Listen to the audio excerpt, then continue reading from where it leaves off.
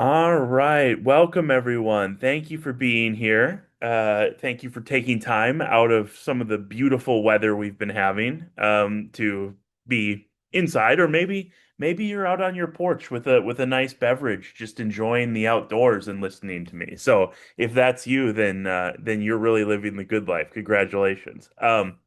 But thank you for being here for five retirement mistakes to avoid in 2026. And don't let the title mislead you. These are mistakes that I think should be avoided in any year, not just 2026. But one of the things that spurred this, we haven't done like a specific mistake presentation before, and that doesn't mean we're going to go negative. I'll explain this in a second here. But I often talk as we go through any topic about, all right, here are the things you want to watch out for. Here are the decisions you have to make or should make or be thinking about.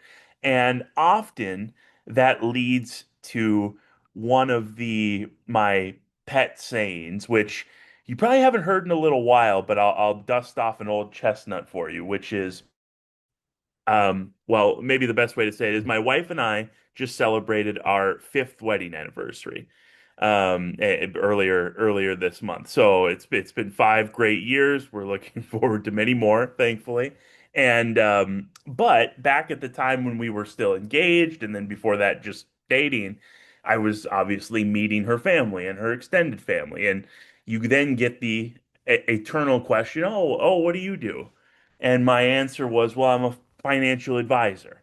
And they kind of just look at you like that and they say, okay, and that kind of kills a conversation, frankly, because it's like, well, what do I ask next? But eventually they would say, well, okay, well, what does that really mean? Like you invest people's money, you do planning of some sort. And I'm like, yes, yes. But what I first started saying to them was, I help people make good decisions with their money, good decisions with their life. Like that is what I do. But as I sort of was meeting more of her family and getting asked that more and more, I kind of thought about that for a minute. I said, really what I do is it is that. I'm not saying that's wrong, but the bigger part of what I do is actually the other side of that equation. I help people avoid making bad decisions. That I think is the essence of being an advisor like I am. I try to help all of you think about the choices you have to make and at the very least not make bad decisions. We want to make good ones. We can at least make sure we avoid the bad ones. So that's what today is all about. What are not necessarily all decisions, but what are the things that I do see trip people up and that we want to help you avoid or help you help other people avoid? Because this is knowledge we can share with other people. So that's my preamble. Thank you for listening. For those of you who don't know, many of you do, but my name is Anthony Gerbi. I am the CEO and president of Stein Financial Group. I took over from Jeff Stein earlier this year, which was I'm so fortunate to have had Jeff all these years as a mentor. And I've been doing these presentations for a while, but my title has changed this year, so that's a fun wrinkle going forward. A few disclosures here. We're going to talk about risk and asset allocation, and you've seen a lot of these before, but important stuff. So let me dive into it here. And we're going to go just in a list. We made this list. It's not like I'm not saying these are the only mistakes people can make. I'm trying to get out of the way so you can read the screen. These are not by any means the only mistakes that it's possible to make, obviously, but these are some of the common ones and ones that I like to get in front of people because I think oftentimes just thinking about it helps you avoid it. So, the no, I shouldn't say this is the number one, but this is number one in our list. Believing you need millions saved to retire. And what I'm getting at here is every, I mean, these days it's probably every 30 days, some reputable, online news source. I don't know if it's, if wherever you go get your news is going to have some article in there, some opinion piece that says, here's how much the average retiree needs to have saved to retire in 2026. And you're going to click into that article because, of course, you are. It's like, oh boy, even if you're already retired, you're going to think, oh, do I have enough?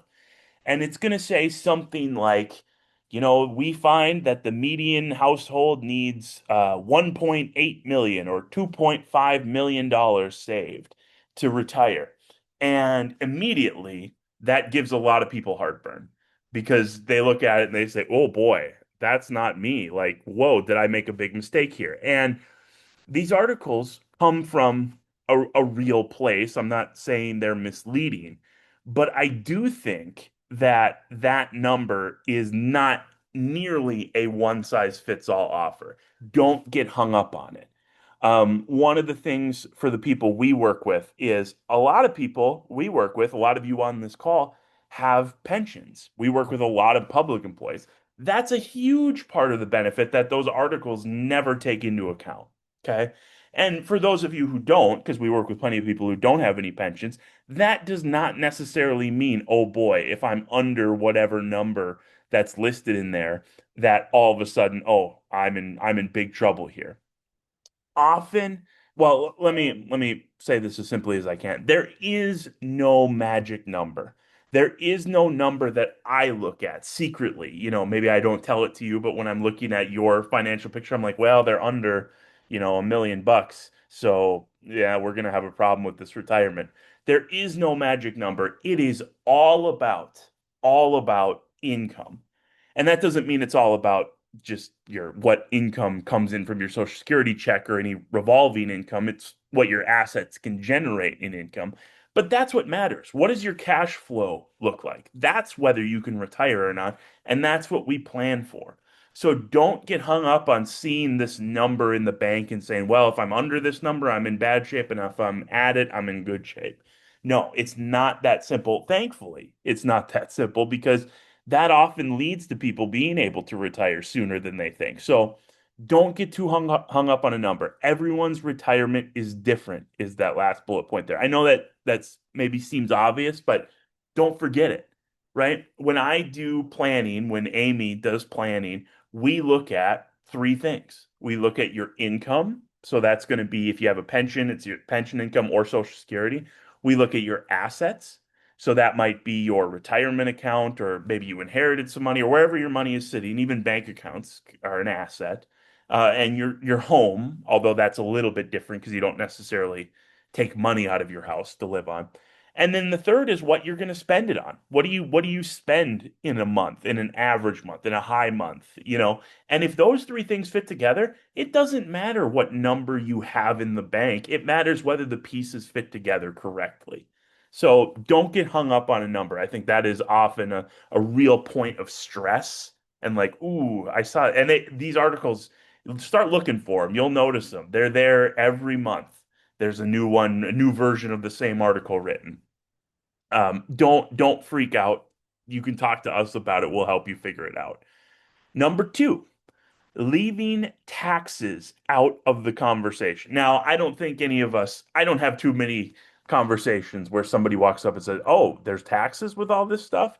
I think most of us get it, right? There's going to be taxes to be paid, but they matter and you have options with the taxes. So I'm going to introduce something to you called the tax triangle, which is just a way of organizing something you might already be familiar with.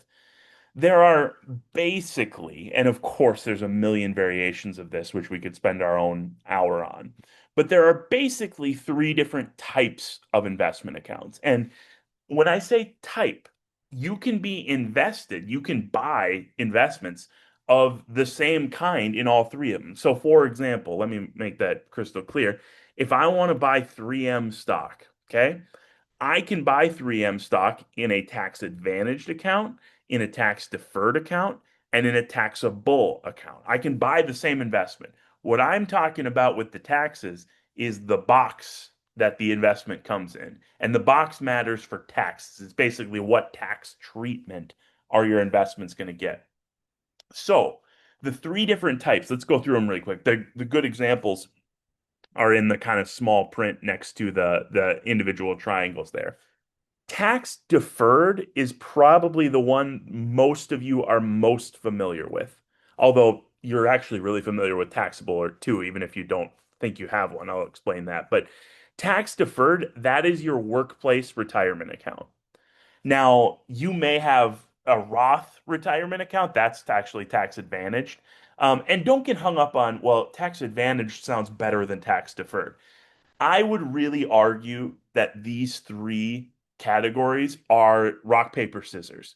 They each have advantages and disadvantages over the others, and there's not one that is necessarily for every person the absolute best one. So that top one, tax advantage, it says, ooh, that advantage, that sounds like the strongest wording of the three. And it is. It's a great option, but it's not right for everybody all the time. And nothing in life is really right for everybody all the time, so that shouldn't surprise anybody, right? But tax deferred, let's start there. That's your workplace retirement account, or eventually, if you roll that into an IRA, an individual retirement account, money that goes into a tax deferred account is not taxed when it goes in, right? Just like your deferred comp at work or a 401k if you had one or a 403b. And when it comes out one day, it is taxed as income. That's a big key. It's not just that it's taxed as income. It flows right into your income tax brackets. And yes, that's a very important. Now, that's a great vehicle to save into because if you're putting in money that hasn't been taxed yet, you're getting compounding growth off of a bigger number, right? You haven't paid tax yet, so the full number goes in there. You get the compound growth, then yes, you pay the taxes on the way out, right? That's just the basics of how those types of accounts work. Taxable accounts are, actually, I'm going to go tax advantage next because tax deferred and tax advantage are kind of like two sides of the same coin. Taxable is a little bit different, it's got some unique rules. So let's, the green triangle now, tax advantage. That is classically your Roth IRA, or now that it's very common for workplace plans to have Roth 401ks and Roth 457 deferred compensation. All the same tax rules for, with tiny, tiny differences. And there are a couple of other categories in there, like health savings accounts and municipal bonds. Those generally have like a specific rule that makes them unique. So I can get into that in a second here, but the Roth side is what most people think about. And this is tax-free growth and tax-free withdrawals. And you say, okay, Anthony, I'm looking at the dark blue triangle, tax deferred, tax-free growth, but taxable withdrawals. Okay, I pay tax when I take the money out. That makes sense. How is that in any way better than tax-free growth and tax-free withdrawals? Isn't that just flat out better? And I would say, well, on the back end, yeah. On the front end, though, is where it's maybe debatable because tax advantaged like Roth, that money is taxed when you put it in.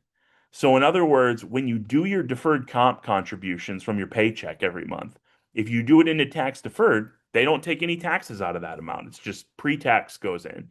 If you do it to Roth, you still pay tax on the amount that you contribute. Yes, it grows tax free and it will continue to grow tax free, and you can pull all the money out tax free one day, and so could your kids, for example. So it can be inherited tax free, but you've paid tax up front. So, very simply, I've kind of laid this out in its full context, but what I want you to think about when you think about Roth versus regular or tax advantaged Roth versus tax deferred IRA traditional, you're deciding when you want to pay taxes. That is the choice between the two. Do I want to pay taxes now, which would be lean you towards the Roth side of the equation, or do I want to pay taxes later because maybe later I think I might be in a lower tax bracket, or I might live in a state that doesn't have state taxes. So there's variables there we have to consider. But don't forget to evaluate those options or don't make the mistake of not thinking about that because a lot of people are just contributing to Roth because they started out when they were younger and they were in a really low tax bracket. Well, now they've worked their job for 30 years and they're at the very high end of their income scale. And I look at their numbers and I say, I don't think you should save to Roth anymore. Not that what you did was bad, but actually, I think you'll save more money in the long run by doing tax deferred. So don't forget, this is a choice we can make. We can actively change it as the circumstances change. We could do a whole conversation about that. And in fact, we are going to do an event specifically on Roths later this year. So watch out for an invite for that at some point because it can get complicated quick. I do want to touch briefly on health savings accounts, specifically because that is a really good type of account, or healthcare savings plans, same general idea, which is, and these are accounts that you will accumulate while working. So if you're already retired, you've got what you've got at this point. But health savings accounts or healthcare savings plans, they're different, but they accomplish the same goal. Money goes in without having been taxed. And if you use it for healthcare expenses, and that can be simply just paying your insurance premiums, it doesn't have to be actual doctor bills, that money is never taxed. So let me say that again. It goes into the account out of your paycheck, not taxed, just like a tax deferred account would be. But if you use it for an approved expense, which can even be premiums on your health coverage, it is not taxed on the way out either. So that is an extremely powerful tool to be able to use. Now, I wouldn't say it's to the point where you neglect other types of saving just for healthcare savings, right? Because, if you don't use it for a healthcare expense, then you do pay tax on it, just like a tax deferred. But if you're gonna have health expenses in retirement, right? Even if it's just paying premiums. Use if you have the option to get a healthcare savings plan or a health savings account, it's really something that you should be taking advantage of because it's a really powerful account. I did see a question come in here. The question is, how are tax brackets different between tax deferred account distributions for RMDs, and I'll get to that, and Social Security payments? Are they taxed the same? Great question. Great question. So simply in this tax deferred bucket, when you take money out, is that tax the same as Social Security? And the not quite, but they're very close. Here's the difference. Both amounts, Social Security, a pension too, if you have one, and your IRA or your old deferred comp account or your old 401k, they get taxed via your income tax brackets. Okay, so it's all goes in your income tax bracket. So from that perspective, they are the same. However, Social Security is a little bit different. Federally, most people on this call, most people in the country are going to fall into the 85%. I could call it a bracket. And that's not you're paying 85% in taxes. That means only 85% of your Social Security check is taxable. So it depends on where your income falls. Some people get taxed on 100% of their Social Security, but that's a fairly high bar income wise. And obviously, if you're taking Social Security, odds are you're retired, so you might not be at the top earning scale. And there is a really low bar where you don't pay any tax on it, or actually federally, I think it goes down to 50%, but that's also a very low bar. So most people on your Social Security check, only 85 cents of every dollar is subject to tax. And then it goes right into your income tax. So it's a little bit of a yes and no answer. It is taxed as income, just like your tax deferred accounts are, just like your pensions are, but it's not taxed to the same extent, if that makes sense. Hopefully, that makes a little bit of sense. I know it can get complicated quick. This question also brought up the idea of RMDs. RMDs, required minimum distributions, that is unique to tax deferred accounts. Those are required amounts that you have to take out every year from tax deferred accounts, starting right now, the year you turn 73. In, I believe it's 2033, that number is going to go up to 75. So age 75. They built in this escalation when they changed it most recently. But basically, it's not something to be intimidated about. It's fairly straightforward, but you have to start taking some of your money out. Why? So that the IRS starts getting some of their tax money. That's literally the reason why. Um, but you don't have to, you have to pay the tax on it unless you donate it. You can donate to the charity, and that's the only way to avoid the taxes. But just because you have to take it out doesn't mean you have to spend it. Yes, you have to pay the taxes, but you could reinvest it. And that's actually kind of a good segue. I didn't plan this, but it worked out to a taxable account. Okay. Because where you could reinvest that required amount you have to take out is into a taxable account. And this is the category that sometimes I maybe struggle to explain the most, not because it's hard to explain, but because it's kind of it's like how the color black is the absence of light, not the presence of a specific color, right? The taxable accounts are just the absence of these tax advantaged rules that makes either tax advantage or tax deferred unique, right? It doesn't have any of those special rules.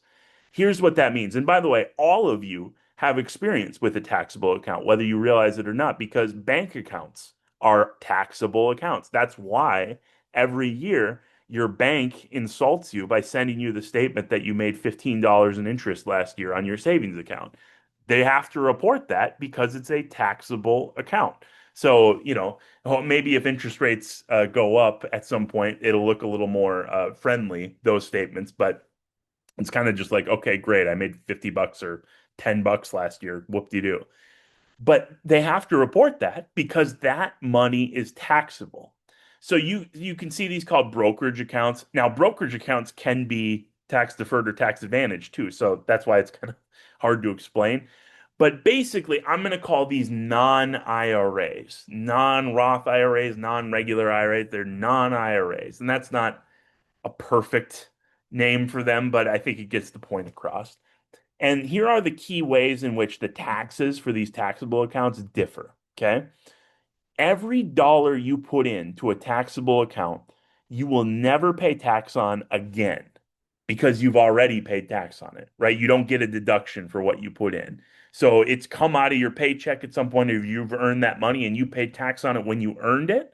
And then after that, it's not going to get taxed again. So if I've got $1,000 in a bank account that I say, you know what, I want to invest $1,000. If I buy an investment in a taxable account, that thousand I put in will never be taxed again.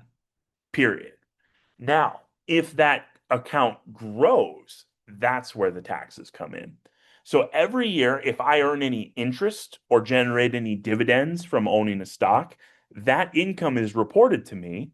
And that's where you get a 1099 form from either your bank or from us. If you have an investment account, a taxable one, you'll get a report from us that says how much interest and dividends did you earn that year? That's taxed as income for the year, even if you don't take the money out of the account. Okay, so that's something to keep an eye on because if you don't take the money out of the account, you might think, well, I don't have to pay taxes until I take it out. No, for this account, you do. You pay tax as you go on interest and dividends. The other way it can get taxed is capital gains. Okay. Now, capital gains, there's a lot of terminology in the capital gains sort of conversation that makes it sound way more complicated than it is. What capital gains is are you selling an investment when you decide to sell? So this one is in your control with one caveat. Um, when you decide to sell an investment, did you sell it for a profit or did you sell it for a loss? Okay. If you sell it for a profit, you pay capital gains tax on the profit part only. For most of you on this call, capital gains tax, which is not income tax, this is a crucial point, doesn't go into your income tax brackets. It's a flat 15%. There are brackets to it, but most people are going to fall into the 15% category, at least on this call, most of you will. And so a lot of times that can actually be cheaper than income tax. And remember, it's only on the gain, not on the principal. So there's another factor that kind of changes the equation. The only other thing that can happen is sometimes the investments you're in themselves send you capital gains, whether you want them to or not. They're required to by law. If they realize the gain, they have to share it with their shareholders, and you want that. That's why you're invested there to get gains. But then you can pay capital gains tax without even selling anything. I won't go too far down that rabbit hole because again, it can get complicated. But the key is tax deferred, not taxed when it goes in, taxed when it comes out. Tax advantaged, taxed when it goes in, not taxed at all. No growth, no further taxes paid. You're done once you pay that first tax. And taxable, sort of a pay as you go plus when you sell for a profit. That's the simplest way. You might be saying, Anthony, you've been talking about this for 12, 15 minutes. Like the house, this doesn't seem very simple. And that's fair. But it's an important thing to get straight because the way that your retirement is structured, the mistake here is not utilizing your different types of accounts properly. And you might say, well, I only have one of these types right now. And I might say, yeah, but we can actually use one of these to make the other ones. And we can diversify your taxes a little bit. That's a very simplified way of saying it, but giving us multiple options to take money out of, if or when or depending on where your year is for income tax, gives us a great amount of flexibility to try to save you money on your taxes, not kick you into the next income tax bracket, not raise your Medicare costs, because those also um, get the Medicare costs are factored based off your income. So maybe we can use this tax triangle to kind of keep your income below a threshold that would cause you to increase costs. Another question came in real quick. Are capital losses at 15% as well or entirety? Good question. So I mentioned you pay tax on these taxable accounts if you sell for a profit. Well, what happens if you sell an investment at a loss? Right? And that does happen. Sometimes you maybe need the money and this particular fund is down. It happens. And the good part about that, or the silver lining, I guess, it's you'd rather sell for a gain, even though that means taxes, is you can use the entirety of your losses in a year to cancel out gains. So let me make this concrete. Let's say I own a stock and it's worth $100 when I buy it. Let's say I own two stocks. They're each worth $100 a share when I buy it, and I buy one share of each. So my investment portfolio is $200. A year later, I want to sell those investments, and one of them has gone up to $120, and the other one's dropped down to $80. So one grew by 20%, one shrunk by a little over 20%. Okay. That $20 difference on both sides of that 100 where I started from, they cancel each other out, and I can sell the whole thing for no taxes. Now that makes sense because I'm getting the same amount out, right? I'm getting 200 out, I put 200 in. That's essentially how it works. But you can use your losses to cancel out your gains. So if we have losses, we try to use that. One of the ways you do that is called tax loss harvesting, where you take a look and say, hey, did anything have kind of a rough quarter this quarter? And if I need to take some money out, maybe I can use that to offset something that had a really great quarter and pay a little less in taxes. Very common strategy. We do that for you when you call up and say, hey, I need some money. And again, this is unique to taxable accounts. One, I shouldn't say this is a nuance, this is a big thing, but that capital gains tax I mentioned, there's two types of it. There's long term and short term. All that means is, have you had that investment for a year or more? I won't go into the percentages. Know this. If you buy something and then sell it in less than a year, short-term capital gains, the tax rates generally are going to be higher than if you've had it for a long time. You get essentially a little bit of a break if you've owned it for a year or more, and it's 365 days, not calendar year. So we keep that in mind for you when we're thinking about this, but that is a nuance there. Okay. If you're still with me, congratulations. I applaud you for sticking with all of that tax talk. Let's get into something a little bit juicier. Social Security. Okay. And making Social Security decisions without looking at the big picture is it can be a really damaging mistake. Now, not necessarily like a make or break thing, but the I find that more people make the mistake of claiming Social Security too soon versus waiting too long. And all of us, me included, probably know a story of somebody who was like, I'll work a few more years, I'll wait to take my Social Security. And then, unfortunately, health intervenes and they don't get the long retirement that they had planned on. And I'm totally sensitive to that. Okay. And a bird in the hand is worth two in the bush. I do believe that. That being said, I am the person who has to sit here and say, yes, I agree that, hey, maybe you take what you can get when you can get it, because tomorrow's not guaranteed. But I am the person who's thinking about tomorrow for you. I'm saying, well, yes, it's possible that who knows what tomorrow brings, but it's also possible that there's a lot of tomorrows still yet coming, and we live a long time, and we need this money to last for us. And just to do a little quick, a very brief what's the word I'm looking for? Just reminder, I guess, on Social Security. The longer you wait to take it, the bigger the checks are when you start them. And that's whether you're still working or not. So even if you're not working, waiting to take Social Security makes the check gets bigger. Okay. Now, everybody's individual decision is individual to them. So maybe the mistake that really gets made is your friend retires or you're at your coffee group or whatever, and they say, yeah, I'm just taking my Social Security right now. Who knows? Who knows if it's going to be there in a few years? Who knows how long I'm going to live? Let's just take the money right now.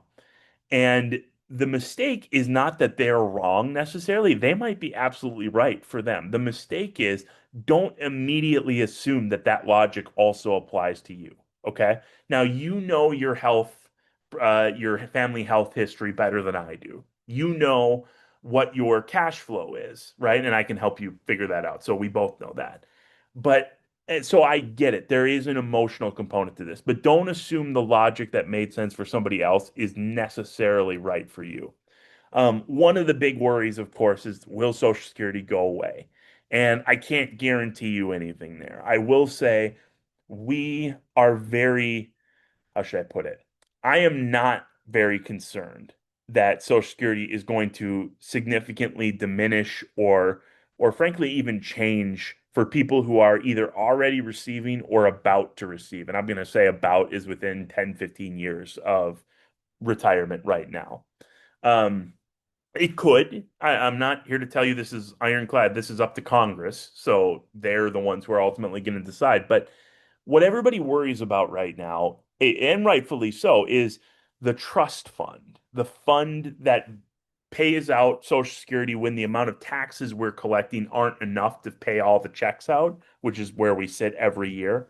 That fund is running out. That's what's happening. And that's why they say by 2030, I don't know if it's 2033 right now or 2032, that fund will be insolvent, which just means if we continue on the way we're going right now, there won't be any money in the bank left. They'll only be able to pay out what they're taking in every year by their own rules. Now, it's once you kind of think about it that way, the fix becomes kind of obvious. And I'm not saying this is great, but this is a band-aid.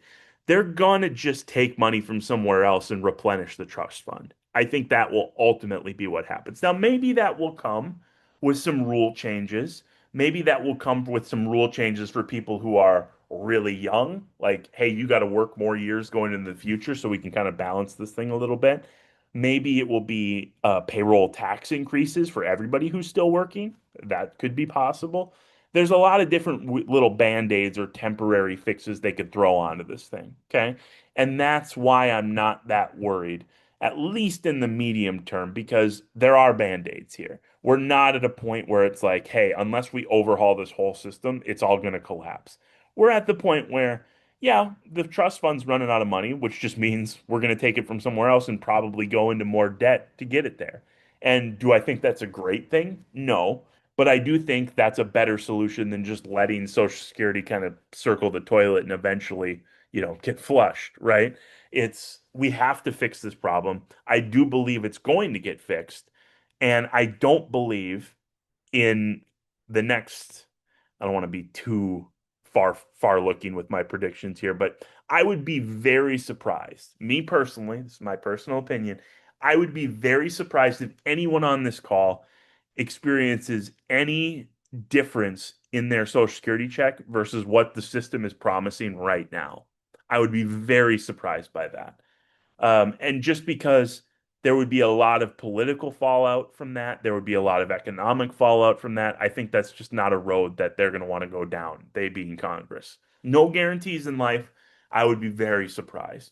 So don't live your life assuming Social Security is going to go away because I don't think that's a good bet, is the way I would put it. Um, the things you should be thinking about when it comes to Social Security. Where's your other income coming from? And when in your timeline is it coming, right? Is it concentrated early? Is it concentrated late? Those are factors. Your health and longevity, your spouse and survivor benefits. So don't forget, the higher, if you're a married couple, the higher of your two Social Securities survive excuse me, for the entire household's lifetime. So that's the definitional term. Let me make that concrete. My wife and I, we're not taking Social Security yet, but when we do, one of ours is going to be higher than the others. So let's say right now that mine's going to be higher than hers. That means if I die before her, she gets to take my Social Security from then on out because it's the higher of the two. So that's a factor. Maybe one person in the household claims sooner, one person claims later. That's a common strategy. And don't forget that. You don't have to take it at the same time. Um, Another factor is spouses, even if they've never worked a day in their life, if they're eligible for Social Security, they can take a spousal benefit. So if let's say my wife does have work history, but right now she's home with our girls, so she's not adding pay taxes into the system right now. But let's say if her personal Social Security benefit is less than half of mine, because half of mine is what she's entitled to just for we're us being married, and it works both ways. I'm entitled to half of hers too if it was bigger than mine. Um, but half of mine might end up being bigger than hers, and then she'd rather take half of mine, which she's eligible for. We're spouses. So don't forget about that part of the equation. Again, this is all stuff we'll help remind you of as we go through it.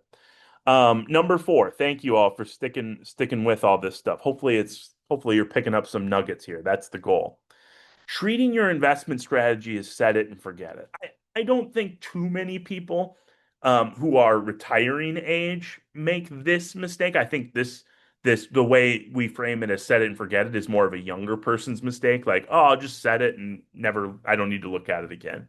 Um, but here are some common pitfalls that I often see when, I meet new people and I'm like, all right, well, tell me what's going on. How are you invested right now? And they kind of walk this out and I say, okay, well, I'm noticing some things here. Here are the things I'm noticing.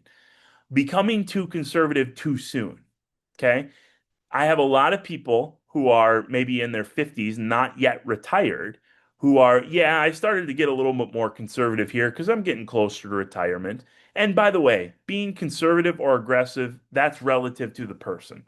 So I'm not here to tell you you're right or wrong for being that way. I'm here to tell you, okay, within where you're at, using your feelings as the constraint, let's optimize from there. And what I tell people who are 5 years or more, and I promise I'll talk about retirees in a second, but if you're 5 or more years away from retirement, you should still most be as aggressive, in my opinion, this is my opinion, as aggressive as you are comfortable being. For some people, that's going to be, yeah, I'm comfortable. I can go all into the market here. For some people, it's going to be, I'm not comfortable being more than half in the market. And that's fair. That's up to you. That's the emotional part of it. We don't want to let emotions dictate too much, but they're a factor, right? And if you can't sleep at night because you're worried about that you're too aggressive, that's a problem. Even if I were in your shoes, I would do it differently, right? I'm not you. So I'm factoring that in. But with 5 years or more to go, you've got time, at least historically speaking. Even if the markets were to go down, they would likely recover. This is again an opinion. This is my opinion. If the markets go down and you have 5 years to retirement, I would expect them to recover before you retire. So you've got time for them to come back. No guarantee of that, and past performance does not guarantee anything about the future for sure. But that would be my opinion if you asked me.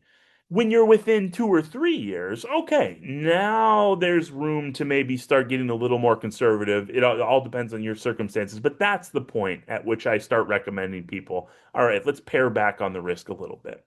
Okay? So too conservative too soon, that's a problem because you're really robbing yourself of years of great returns that might really make a difference.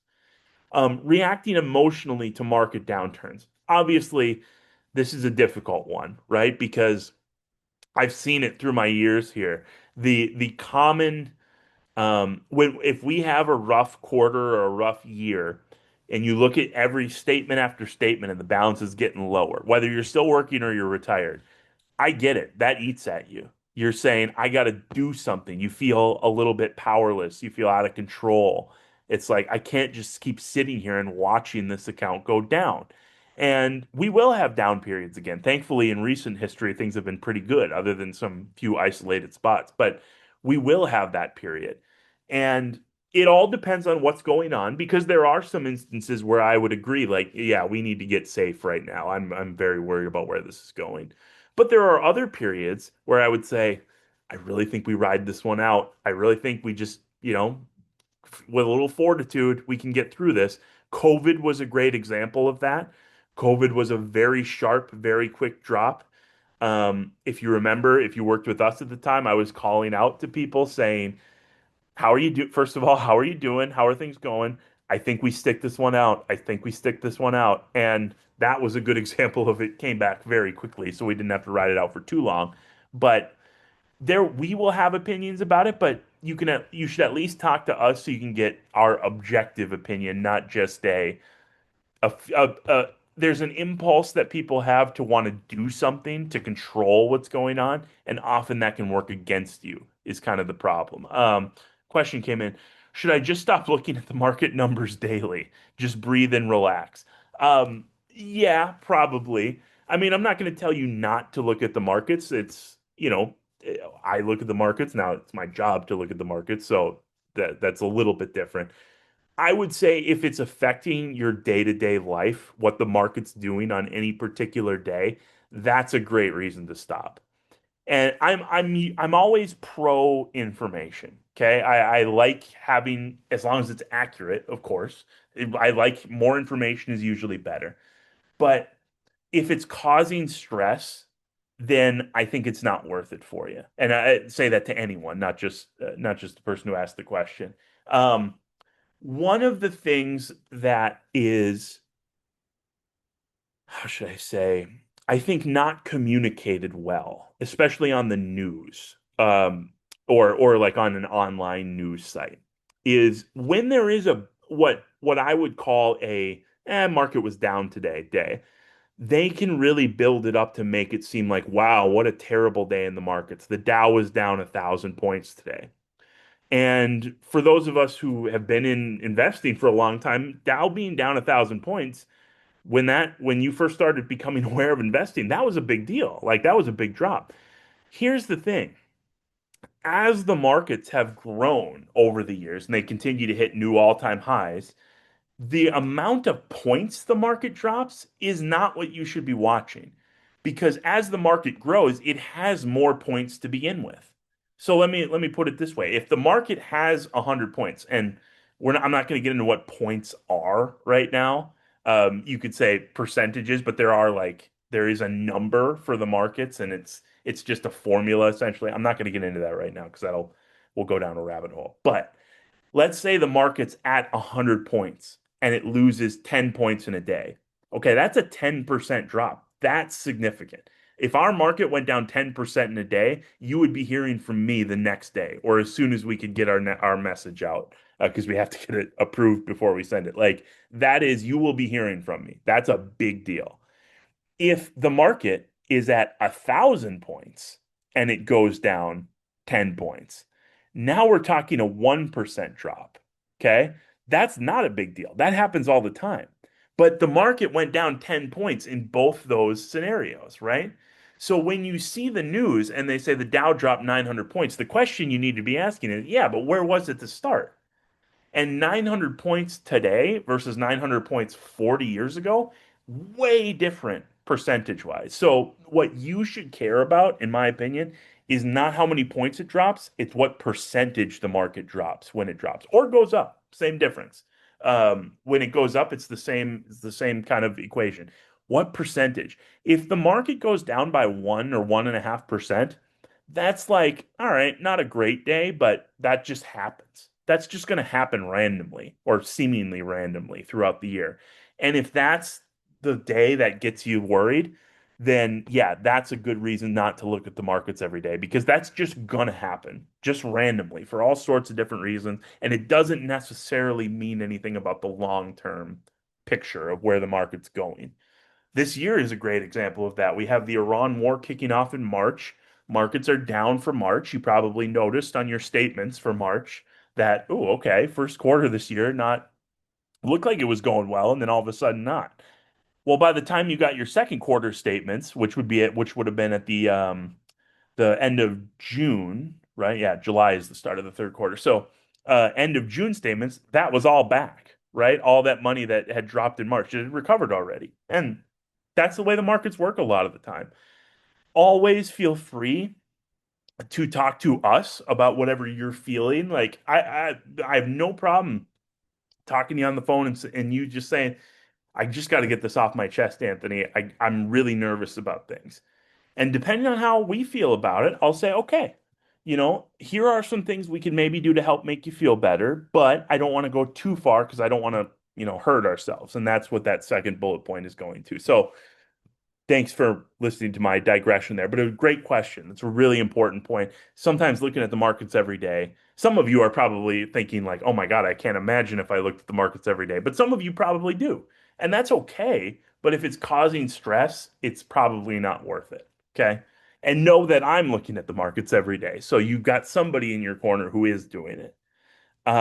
Moving to cash after volatility, what that means is I need to get out of the markets because they're going down, just because they're going down, not thinking about, well, where are they going to be 6 months, 12 months from now, right? It's not always a good idea to sell. In fact, I would say it's probably more often than not a bad idea to sell as things are going down, right? You want to be able to stick with it. My goal is to put you in an investment that even if it does go down, you're insulated enough that you can stick with it. Okay. That's a simplified version of how I would explain it, but generally that's true. And lastly, now if you work with somebody like us, Amy or myself at Stein Financial Group, you don't have to worry about this one, but never reviewing what you're invested in. Sometimes that works out great. Some people are like, hey, I opened this account 30 years ago. I just looked at what the balance was now. It seems like it did great. And that can happen. But never reviewing it is probably a mistake, even if it ends up going well. That just means you were lucky. We want to be making sure that your investments are fitting your life and what you need out of them. Okay. That might seem obvious, but again, that's another point. So retirement happens in phases. Okay. There are three, I shouldn't say there are only three phases, but these are three common ways to look at it. You've got your go-go years, your slow-go years, and your no-go years. And don't get too hung up. Those are just quick ways to say it. But it's meant to model the idea that when you retire, generally your life is pretty active, and maybe it even gets more active because you've got time to do the things you really want to do. As you age in retirement, you stop doing some of those more active things. Like maybe you still travel, but maybe you're not traveling as much. Okay. Your spending sort of tends to actually decrease in that window. And the no-go is when, you're old enough to say, you know what, just park me in front of the TV. I'm happy. I'm not worried about traveling anymore. That's out of the picture for me. You maybe have dealt with parents that have gone through these phases, so I think you know what I'm talking about. Everybody's different, of course, too. The point in me bringing this up, and this really does feed back into the investment part we just talked about, in this first phase, go, it is normal for your expenses to balloon a little bit, to get bigger, maybe even than you thought they would, because you're doing stuff, okay? The two most common things when people retire are one, we're going to start traveling and doing the things we want to do, and that's great. I totally support it. The other most common thing is I'm home a lot more often or during the day, and that home renovation that we put off for 20 years is really starting to bug me because I have to look at it all day every day. Now we're going to get it done. And so that's an expense that gets added on. And I support both of those things. If you've got stuff around the house and you're retired now that's do it because you're going to be living there. You want to be able to enjoy the place you're living and get it the way you want it. As long as it's, we can fit it into the budget and the finances, which is what we can help you figure out. But don't be surprised. Don't be surprised if the budget balloons a little bit. I'm going to account for that for you.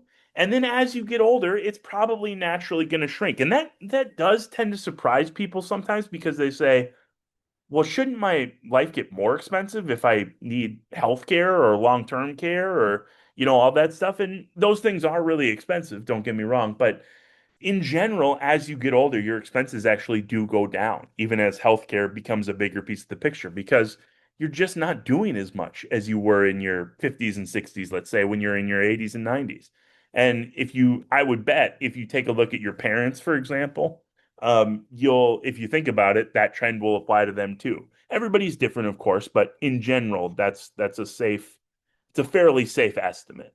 Um, Investment strategy should change as you age. This might seem obvious, but just to reiterate, before you retire, we're really focused on growth. Not at the expense of, hey, we'll take any risk to grow. No, risk is still a part of the equation, but we're focused on growth. When you're in your early retirement, that's when it gets the most complicated usually because we're saying, okay, we still need growth because you might live another 30 years from when you retire, but we need to be able to use the money in the short term too. So that's where it can kind of get complicated. That's like where we really come in and help organize things for you and set the strategy in motion. And then later on, once you've kind of got that down, then it's just about, okay, how much am I going to need here? I'm 80 years old. I don't know how long I'm going to live, but I need to make sure I've got money through the end of my life. That's all about income and preservation. Okay, let's preserve what I have as best we can and make it last for as long as we can. And of course, all of these are true. You're still going to want growth in your early retirement. You're probably still going to want growth in your later retirement, but it's where the priority is focused. Okay, so that's the key. The fifth of our five mistakes here, forgetting that retirement planning is about more than money. Okay. One, the money is very important, and that's a lot of times what we focus on. But don't forget about longer term planning stuff, safeguarding your family, make sure your beneficiaries are right. If you have a spouse or you know someone you want to be your power of attorney, that's what POA stands for, get that set up in advance. Don't wait until it's, oh, shoot, I should have done that, because now I actually need somebody or I'm going through a medical event or whatever. Power of attorney is someone who can act for you financially. Oftentimes, the spouse is your best power of attorney, but it doesn't have to be. So think about that ahead of time. Healthcare directive. Okay. What do you have specific wishes? Even if you don't have that specific of wishes, sometimes it's nice to have things written down so that you're not dealing with other people making emotional decisions for you based on their own emotions, not based on what you wanted to have happen. Okay. Everybody's different. Everybody's healthcare directive is going to be different, but that's something we can do in advance. And a will or a trust. Now, those of you who have talked to me about this, I am not somebody who thinks everybody needs a trust. I don't have a trust. Maybe I will one day. Right now, I don't think it's needed. I'm happy to tell you based off, I'll ask you some questions about, okay, tell me about why you're thinking about a trust or why you had the question.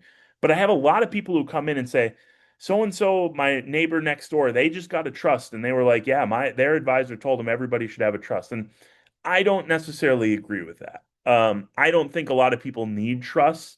There are great reasons to have one. Don't get me wrong. It's not like I'm anti-trust. It's more just, okay, let's make sure we're accomplishing something with the trust rather than just having one to have one, is kind of how I look at it. And even wills. Even wills, I have a will. And if you need recommendations, by the way, for attorneys or people who can draw this stuff up, we can absolutely give you those. It's not me. I'm not an attorney myself, but I went to the attorney we recommend and I said, I've got two young kids now. I'd like to get a will in place, even though our situation is not very complicated right now. And he kind of looked at me and said, I don't know if you really even need one right now. And I said, yeah, you're probably right. Like I would agree with you, but I kind of just want something down so that I can modify it later if needed or whatever. And I think that's totally fair when it comes to wills. Okay. If I had gone to him and I didn't, but if I had and said, I think I need a trust too, he would say, I definitely don't think you need a trust. Like what are we solving for? But if you're interested more in wills, trusts, all that stuff, we've done several webinars on just estate planning topics that really goes into a lot more detail. So I won't go into more detail now, but just those are things you can start thinking about. Maybe honestly, the biggest mistake that people make, and I'm sorry to save it for last, is not spending the money. And that's a very crude way to put it. Let me be a little more tactful in the way I say it. You've saved this money for yourself, right? And yes, maybe someday it'll go to the kids, and everybody has a different opinion on that. You can say, no, I want to make sure I have something left for my kids or my next of kin or whoever. And some people say they should be so lucky to get an inheritance from me. Like if I have my way, my last check I write's gonna bounce. And I'm okay with both of those mindsets. Okay. I'm not pro or con either one. It's what's important to you. But don't let fear about money running out or just this general Midwestern Minnesota sense of, I can get by. I can get by. I don't need to spend that. Don't let that stop you from using the money that you saved. The only person that you're hurting there is yourself by not doing that. Now, no, this is not a license to go out and just blow all the money in your retirement accounts and say, well, you told me to spend it. No, that's not what I'm saying. But within reason, you're going to find if you talk to me and say, hey, we're thinking about doing this. It's maybe a little extravagant for us. And I say that because the people that I tend to work with, you all, tend to be good savers. And one of the ways people tend to be good savers is they have a really strong ethic toward, no, I need to be disciplined. I need to not spend above my means, all that stuff. That's what's gotten you to the position you're in, which is great. That's a great ethic to have. There is a switch that gets flipped when you're retired where you're not a saver anymore. You're a spender. Don't forget to flip that switch. We can help make sure that you're not overdoing it. I don't want anybody to overdo it, of course, but often the mistake is you're leaning too far towards underdoing it than you are towards overdoing it. Don't let that happen. You saved it for a reason. And a bonus, you didn't expect this. The sixth, trying to do everything yourself. Okay. There are plenty of people out there who can manage their retirement by themselves. The number of those people who enjoy doing it is a much smaller number. Okay. And I have no problem. If somebody comes in and says, I've never talked to anybody before, I do this all myself, I kind of enjoy doing it. I'm like, okay, if you're doing a good job, if and you enjoy doing it, more power to you. That you go forth and prosper as far as I'm concerned. But the amount of people who one aren't able to do it or keep everything kind of organized, and then two, even if they would be able to, it would be not enjoyable for them. That's where we come in. That's what we can help you with. We can take that unenjoyable part off your plate and just let you enjoy what you've saved and live your life. So, one of the big mistakes is don't think you have to do it all yourself. Of course, you're on this call, so I don't think you necessarily think that. Okay, we're about at time, and I promise I'm almost done. Final takeaways. These just a recap. There is no magic number for how much you have to have saved to retire. There's lots of variables we can help you solve for it. Taxes matter. Hopefully, everybody knew that to begin with, but we can really get sophisticated with how we organize your tax life to try to keep you as minimally taxed as possible. There's always going to be taxes. It's just about how we manage your resources in the most efficient way possible. Don't let fear or fear of missing out drive your Social Security decisions. And I'm not, by the way, saying that everybody should wait. Some people should take Social Security right away, but you got to at least have that conversation. Don't just assume that it's immediately right to do one or the other. Your investment should evolve as your life evolves. Hopefully that's obvious, but as you retire, as you get older, probably we don't need to take as much risk as we did in your early working years. That makes sense. Let's make sure we're adjusting it. Retirement is about living, not just saving. There is no high score at the end of your life for how much money you have in your bank account. Nobody gets any credit for that when you pass on. Your kids, I guess, like it better, but that money should have been yours to do something with. Do it. Live your life. That's the last piece. So, thank you everybody for being here. We've got all our contact info. I'll stick around for a couple minutes for questions. But I do want to say at the very end here, we do have a Medicare event coming up next month, and it's Medicare enrollment time coming up soon, so it's going to be a good one. Aaron, can you remind me what day that's on next month? It's on the 15th, September Perfect. 15th. September 15th. Aaron just put the link to register for that in advance in the chat. You, of course, will get invites for it, just like you've gotten for all our events in the past. Um, If anybody has any questions, I'll hang out. But otherwise, thank you for being here. I hope you picked up some nuggets, or at least maybe I reinforced something that you were possibly already thinking. So thank you everybody for being here. Have a great rest of your week, and we'll see you soon.